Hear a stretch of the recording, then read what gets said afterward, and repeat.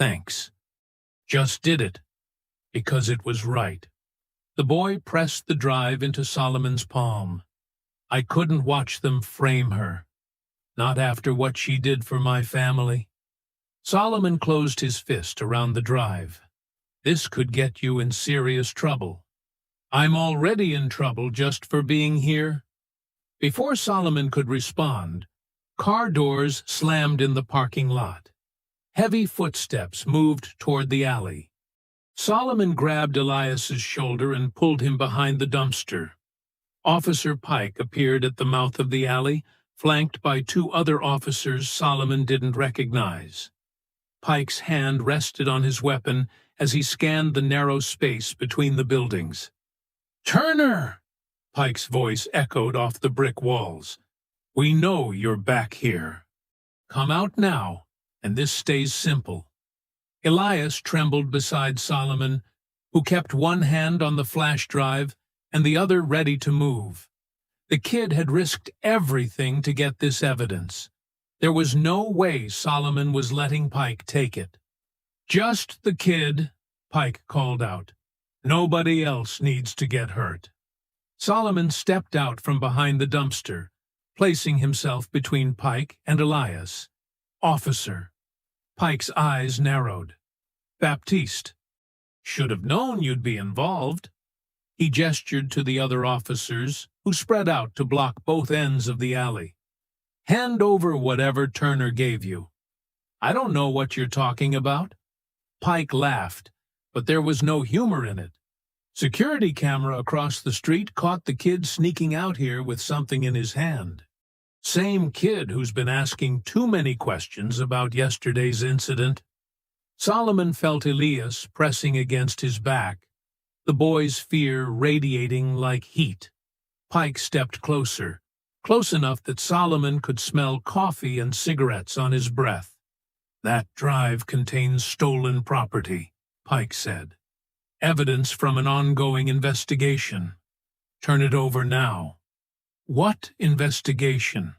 Solomon asked calmly. "I thought the cameras malfunctioned." Pike's face darkened. "Don't get smart with me, boy. You're already in enough trouble. Am I under arrest?"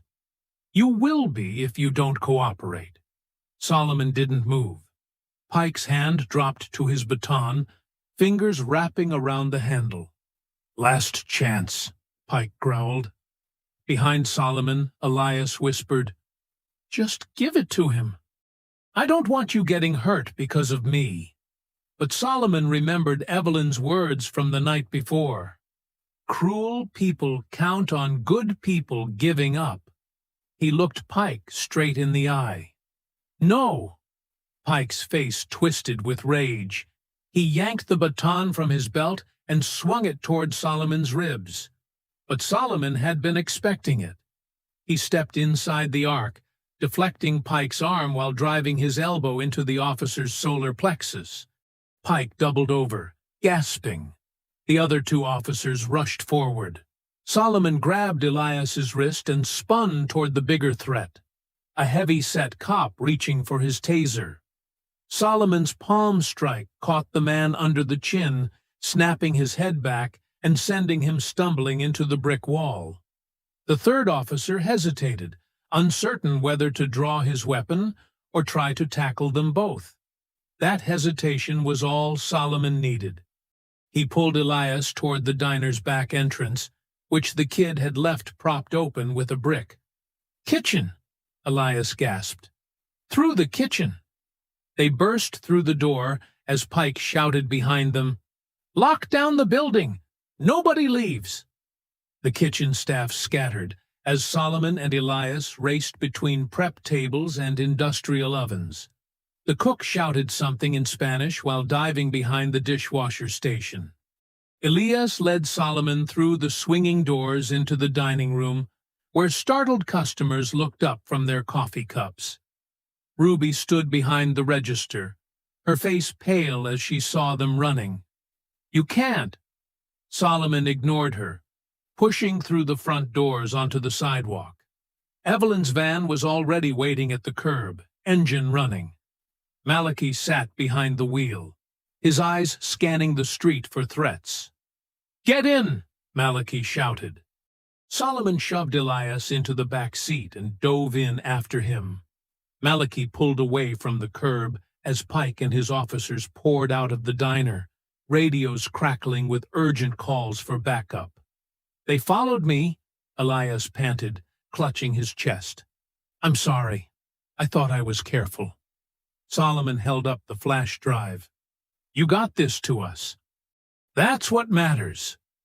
2 hours later, they sat in Naomi Bell's office while the lawyer reviewed the footage on her laptop. The video showed everything: Wade's harassment, Evelyn's calm dignity, the officer's escalating aggression, and the twins' controlled response. It was clear, undeniable proof that Wade had lied in his report. "This changes the immediate case," Naomi said. "Wade can't claim he was attacked when this shows him as the aggressor. The charges against your mother should be dropped." "Should be," Solomon repeated. "Judge Marlowe still has to review it, and Wade's father still has influence in this county." Naomi leaned back in her chair. "One video won't bring down a conspiracy that's been operating for decades. It just proves one officer lied about one incident." Elias, who had been quiet since they arrived, suddenly spoke up. "There's something else." All eyes turned to him. "I've been working at the diner for 8 months. I see things, hear things." He swallowed hard. "I've seen Harlan's men meeting at the old textile warehouse, the one that's been abandoned for years." Solomon leaned forward. "What kind of meetings?" "Late at night, black SUVs, men in suits talking to guys in work clothes.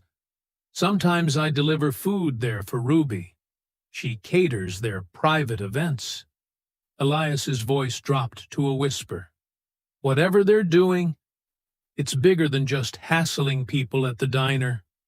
The Beaumont textile warehouse loomed against the night sky like a broken tombstone. Rust streaked down its corrugated metal walls, and half the windows had been boarded up years ago. The rail yard stretched behind it, empty tracks gleaming under scattered streetlights. Malachi parked the van between 2 abandoned freight cars, hidden from the main road. He checked his watch. 11:30. Place should be empty. Solomon adjusted his earpiece. "Naomi, you reading us?" Her voice crackled through the comm. "Clear signal. Remember, you're looking for records, not a fight. Get what you need and get out." Evelyn leaned forward from the back seat. "Be careful, boys. This place—" She shook her head. "Your father used to say it felt wrong even before the trouble started." Elias sat beside her, nervously gripping the steering wheel though the van wasn't moving. "I can come with you. I know the layout from making deliveries." "No," Malachi said firmly. "You stay with Evelyn. If something goes bad, you drive straight to the sheriff's station and ask for Deputy Martinez. Nobody else." The twins slipped out of the van and moved toward the warehouse. The main loading dock stood slightly open, chain lock cut clean through. Fresh tire tracks marked the gravel, still damp from the evening rain.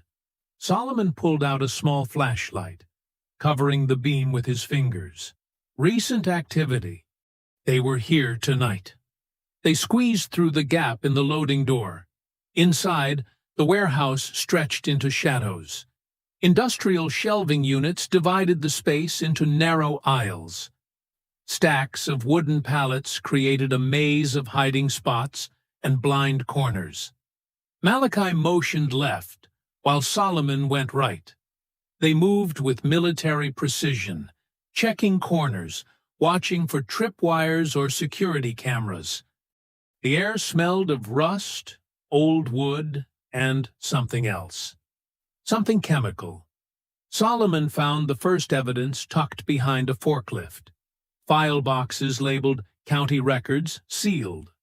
He opened the top box and pulled out property deeds, foreclosure notices, and auction documents, all from the same time period, all involving black-owned businesses and family farms. "Malachi," he whispered into his comm, "found the paper trail." His brother's voice came back tense. "Same here. Row C has shipping containers with broken seals, military equipment inside, radios, night vision, tactical gear."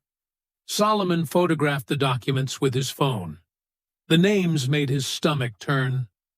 Judge Marlowe's signature appeared on dozens of seizure orders. Sheriff Calvin Harlan had approved every raid. Business owners who were supposed to be community leaders had bought the stolen properties for pennies on the dollar. Then he found the ledger. It was tucked inside a manila envelope marked "Insurance Claims Do Not File."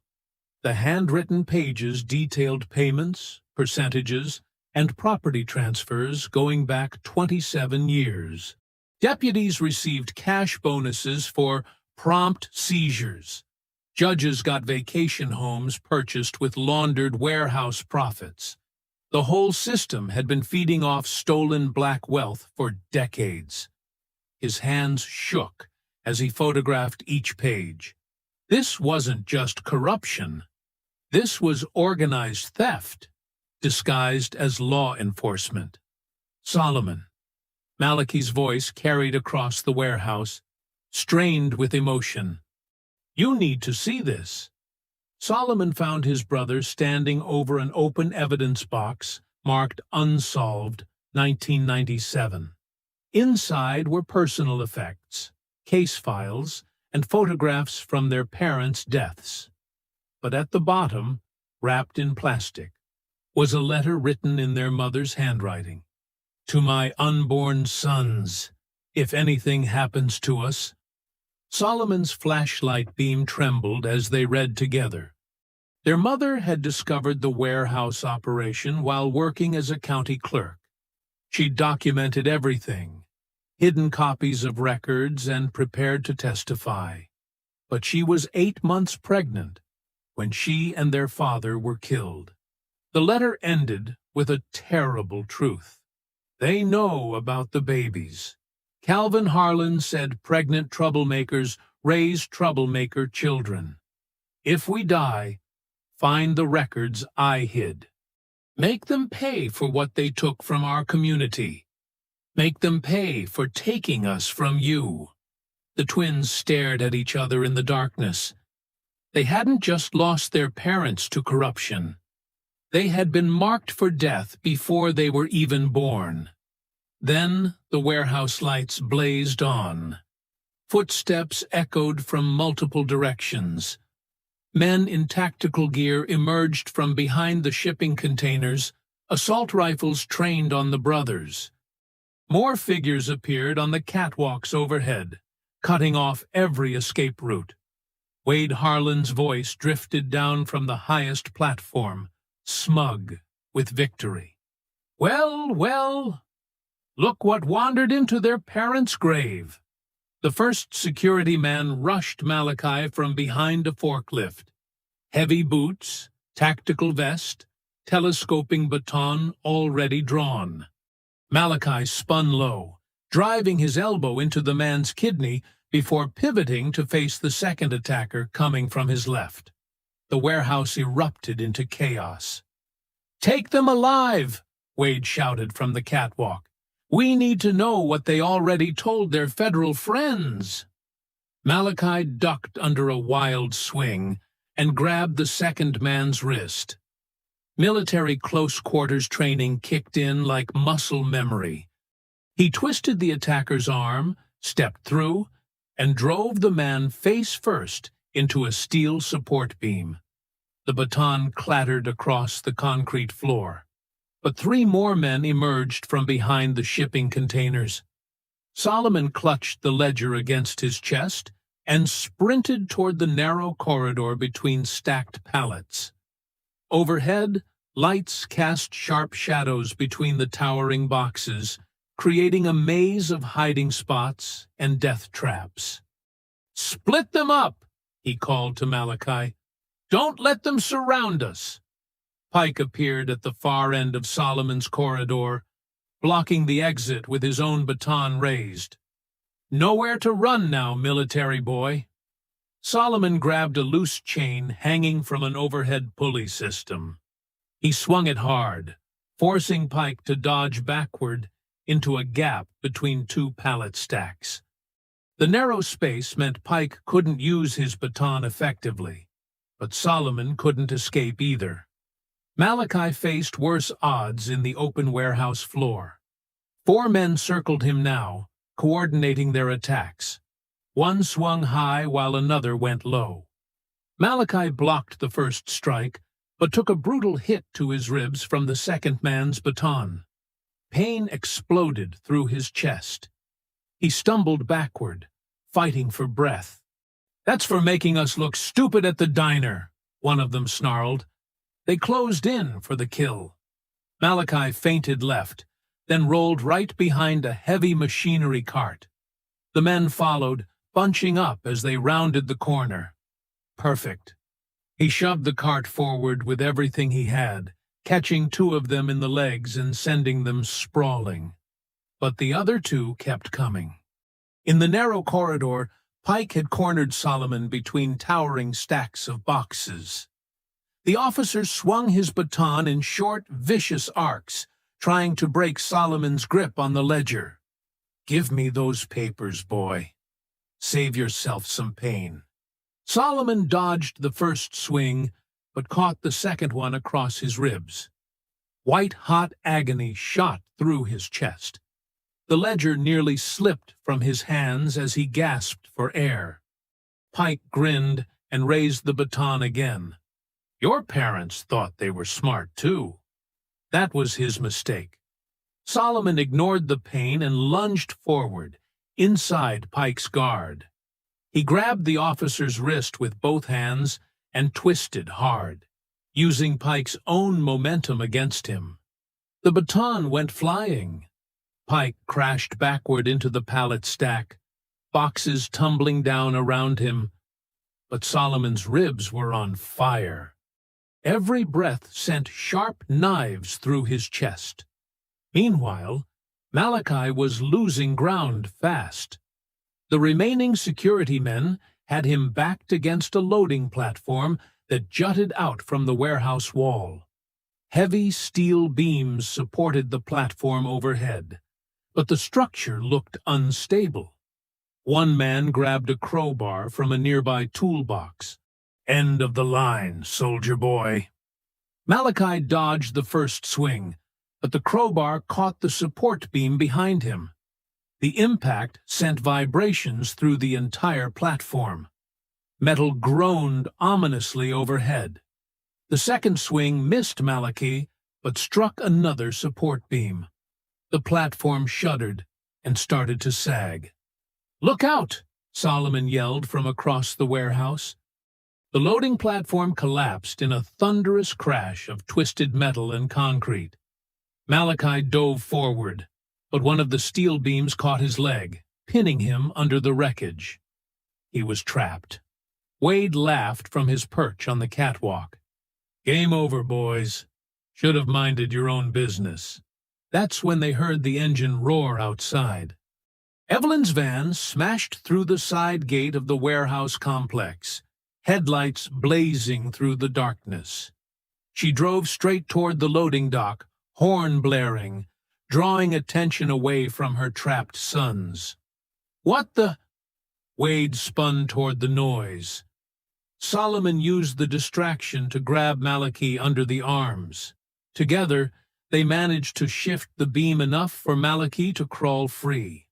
His leg was badly bruised, but not broken. "Move!" Solomon gasped, clutching his injured ribs. From the They glass. stumbled toward the loading Multiple dock as units, Wade's men at least scrambled 4 to regroup. cars. The house Behind them, filled with flashing Pike was colors as climbing out police from under the vehicles fallen surrounded the boxes, property. cursing and Car calling doors for backup. slammed. Heavy The boots twins stomped reached up the front Evelyn's porch van steps. as she threw it Solomon in reverse. closed his laptop and "Get shoved in!" it into a she bag. shouted. "They're moving "Now!" fast!" A They loud dove knock through the rattled the back front door. doors as gunshots "Police! echoed Open off up!" the warehouse walls. Evelyn wheeled toward the hallway. Evelyn floored the "Everyone stay accelerator, calm. tires Let me spinning handle on this." wet gravel as But they Malachi raced was toward already the main moving to the road. door. But "No, Solomon knew they're they not hadn't getting to won you again." anything. "Malachi, They'd barely step survived. back," Evelyn And said Judge firmly. Everett Marlowe The was knocking already turned into reaching for pounding. his phone, "This ready is to Officer destroy Wade them all Harlan. before I morning. have a signed court order. The clock on Open this Evelyn's door now, kitchen wall or we're showed coming in." 11:47 Naomi grabbed her p.m. briefcase. when the evidence "Court order? packets were It's finally almost ready. midnight. What Four judge would manila sign folders anything sat at this on hour?" the dining room table, Solomon looked up each from one packing his containing equipment. copies of the warehouse Judge Marlowe. ledger, He's covering photographs his of tracks. the stolen military Malachi equipment, positioned himself and in front of the witness door. statements from the "They'll diner have to go through incident. me first." Naomi "No, Bell picked they up won't." the first folder. Evelyn's and voice checked cut its through the contents chaos one like a more blade. time. "Son, Federal copies move go away out from that first door thing in the right now." morning. State "Ma, police get I'm not theirs by letting them. noon. You're The not press letting packet them goes destroy to your Channel military 7 career News at over this." exactly 2 Evelyn p.m. rolled her wheelchair between Evelyn rolled her Malachi and the wheelchair door. closer to the "I didn't table. raise you to throw Her your life hands away moved for pride. carefully as she sealed Stand each down." envelope.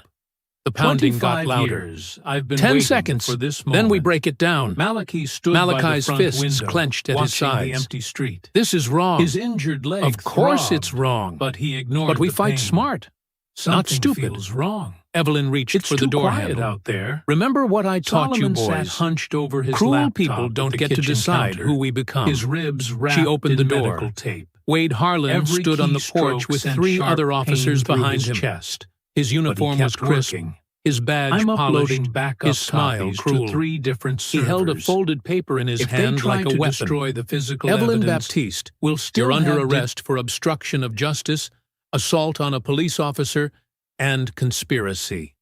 His eyes moved to the twins. "Stand back, boys. This is official business." Naomi stepped forward.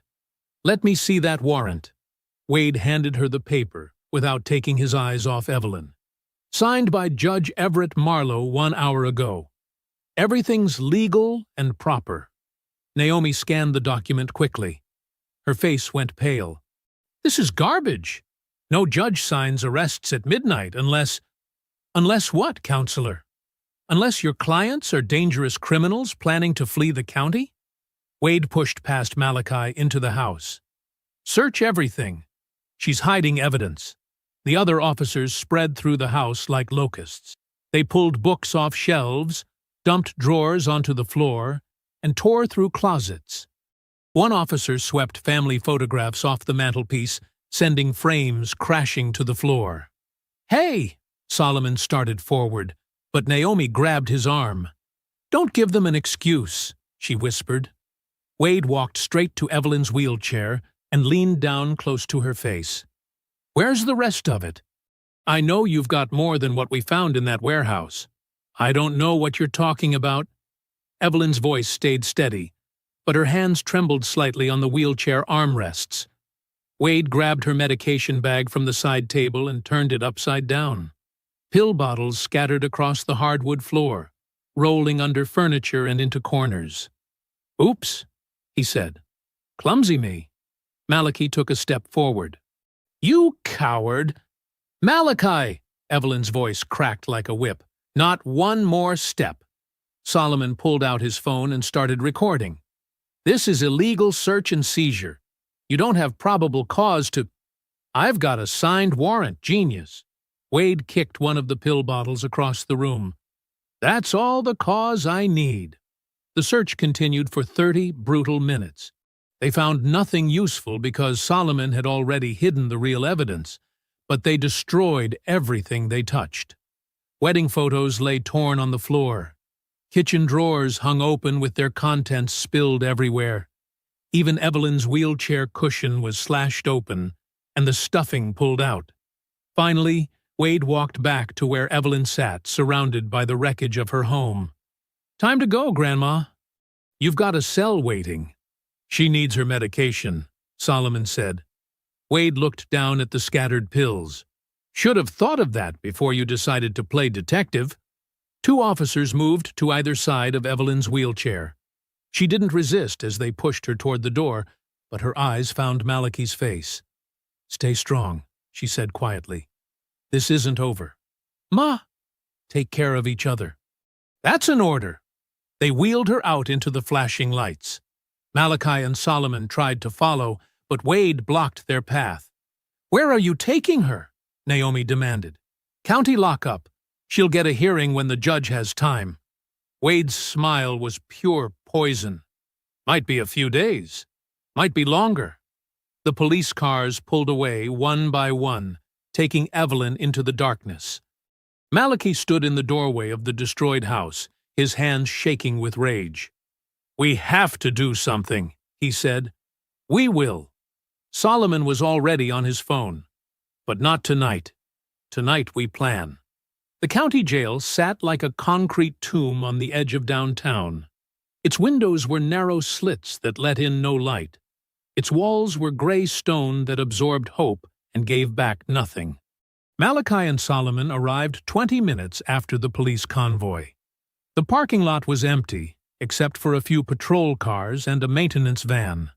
Visiting hours ended at 9, the desk sergeant told them. He was a heavy man with tired eyes who looked like he'd rather be anywhere else. "Come back tomorrow. We need to see Evelyn Baptiste," Solomon said. "She was just brought in. No visitors until after arraignment." "Judge's orders." Malachi leaned across the counter. "She's diabetic. She needs her medication. Medical will handle that." The sergeant didn't look up from his paperwork. "What medication? Your officer scattered her pills all over the floor." Solomon's voice rose. "She could go into shock without proper treatment." "Not my problem." The sergeant finally looked at them. "You boys need to leave before I have you arrested for disturbing the peace." Naomi arrived as they were walking back to their car. Her briefcase was packed with legal documents, but her face showed defeat. "Marlowe froze everything," she said. "He's claiming our evidence was tampered with. Says the chain of custody was broken when you two took the ledger from the warehouse without proper authorization." "That's insane," Solomon said.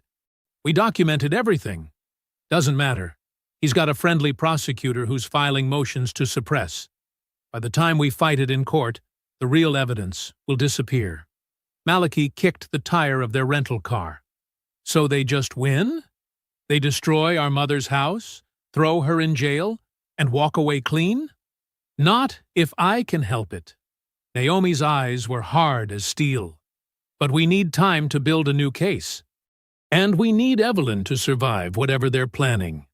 Back inside the jail, Wade Harlan walked down a corridor lined with cells.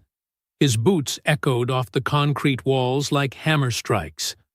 The fluorescent lights flickered overhead, casting sick shadows that danced and died. He stopped in front of cell block C, where Evelyn sat on a narrow metal bench. She'd been given an orange jumpsuit that was too big for her wheelchair-bound frame. Her silver hair was still neat, her back still straight, but her hands shook slightly from missed medication. Wade pulled up a metal chair and sat down outside the bars. His uniform was still perfect, his badge still shiny, his smile still cruel. "Comfortable in there, Grandma?" Evelyn looked at him with steady eyes. "I've been in worse places." "Have you now?" Wade leaned forward. "Well, you better get used to this one, because your boys can't save you this time." "We'll see about that." Wade laughed. It was an ugly sound that bounced off the walls like broken glass. "No, we won't see about anything. Judge Marlowe's got your evidence tied up in court. Your sons are one phone call away from losing their military careers.